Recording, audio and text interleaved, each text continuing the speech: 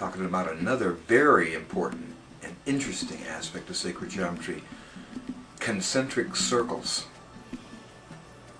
So one of the truly wonderful things about sacred geometry is that you can actually see it all around you. When you have the eyes, when you can see, you can see.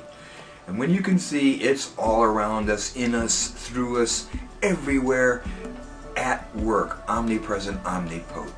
It's a very, very beautiful thing.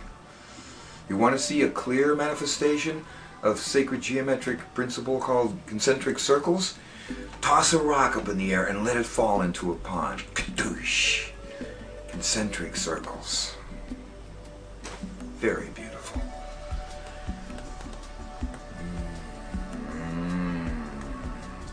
There are numerous examples of concentric circles in nature.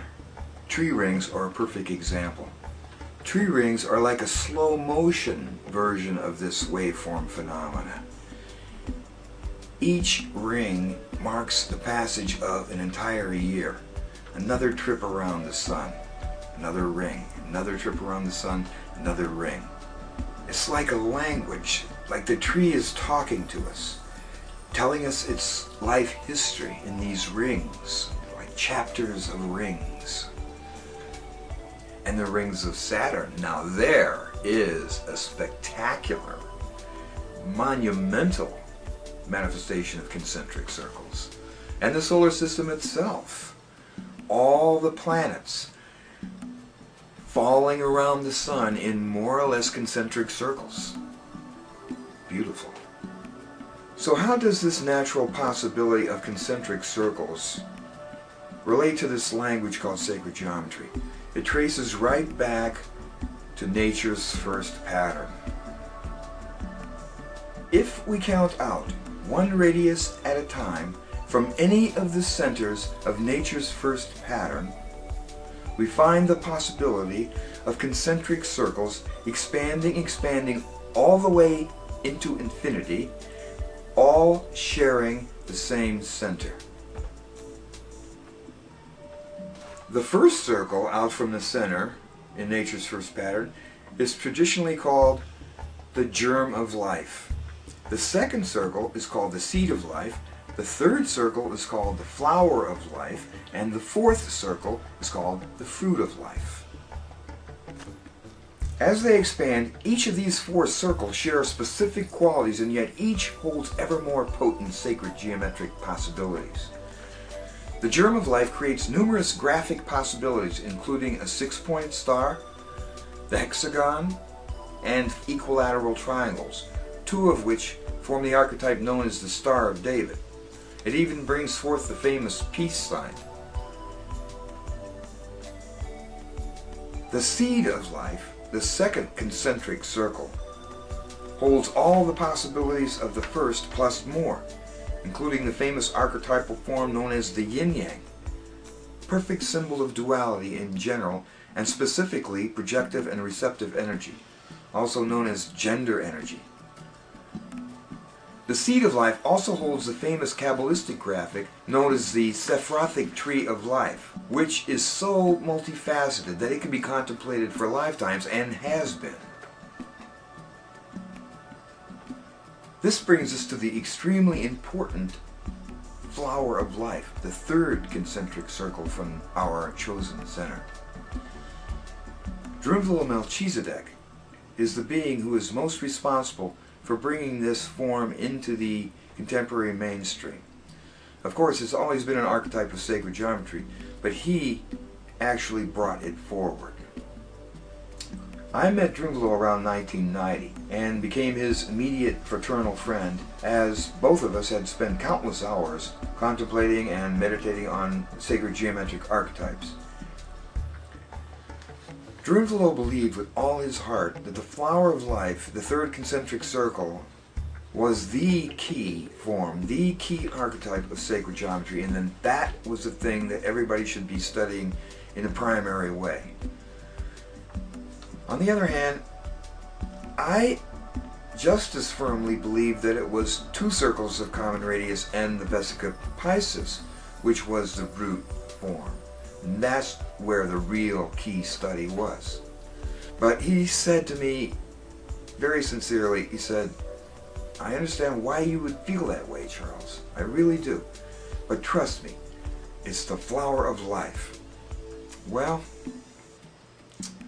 I wasn't totally convinced, but on the other hand, I respected Drunvalo so much that I couldn't argue with him. But now, I'm seeing that we are both right at the same time. Because, in essence, each of these archetypes is a layered possibility of the same sequential geometric energy, and each, in its own way, points to the transcendental nature of this pattern, nature's first pattern. The original circles in nature's first pattern both naturally enlarge in size and naturally reduce in size, creating a never-ending circular and spiraling dance of contraction and expansion all the way into both macrocosmic and microcosmic infinity. The infinite matrix of two-dimensional sacred geometric possibilities is the root conceptual architecture of the universe. The fruit of life is a flat plane, a conceptual plane, and yet it hints at the third-dimensional plane. That is truly significant.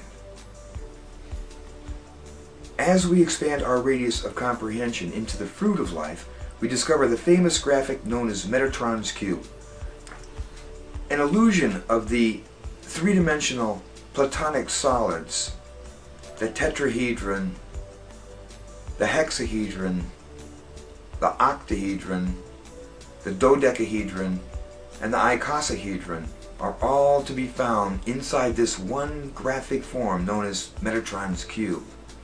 That's really mind-boggling. In fact, Metatron's cube is so significant that it deserves its own chapter, so that's coming up. Keep an eye out for that one. As these concentric circles continue to expand beyond the fruit of life, ever more complex possibilities evolve. I have created thousands of mandalas and graphics based on the archetypes of sacred geometry, both directly and indirectly connected concentric circles.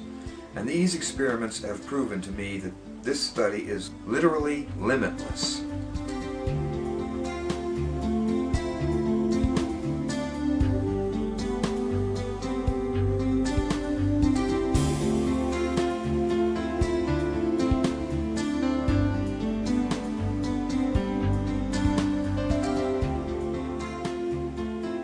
I know by direct experience, when we concentrate our visual attention on the perfect, omnipresent, omnipotent principles of the universe, known as sacred geometry, we set ourselves up for the ultimate possibility of human experience.